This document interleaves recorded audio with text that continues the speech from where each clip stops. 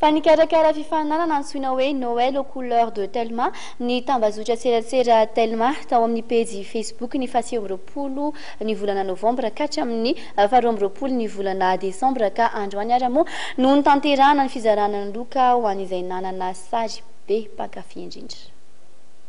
Ny sarin'ny Body Voangiony no be mpakafy indrindra tao amin'ny page Facebook ny Telma tao anatin'ilay fifaninanana nampitondraina ny lohateny hoe Noël aux couleurs de Telma ary niarahana niasa tamin'ny web internet. Loko mavo sy maitso izay lokon'ny Telma no hitany bahan-toerana tao anatin'izany sary izany.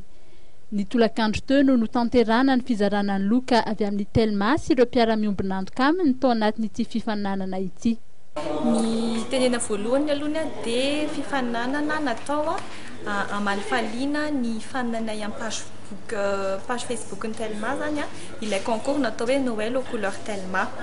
Raha nisan'ny photo éligible dia 24 dia 24 photo ireo zany nahazo de 1913 Chemonto ary i Madame Younia Body Voangy izay naresy dia nahazo 542 j'aime.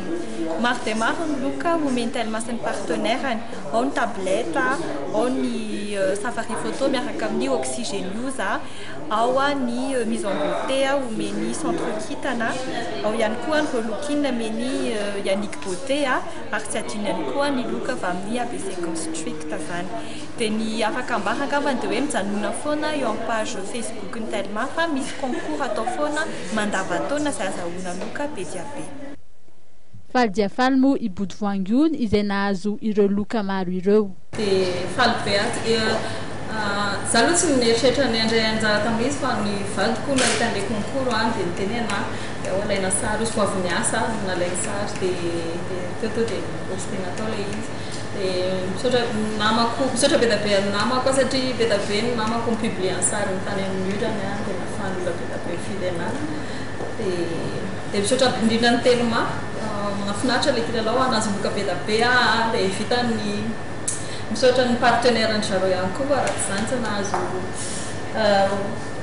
safari nahazo tany amin'ny ABC dia Yannick Beauté dia kitana centre kitana dia mety ekena amin'izay azy.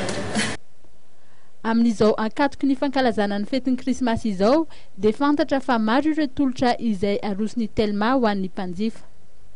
Izao fety izao dia misy ny pack mora be an'ny Telma 29 000 ariary monja, misy ny Telma Star izay téléphone Android mora be ihany koa.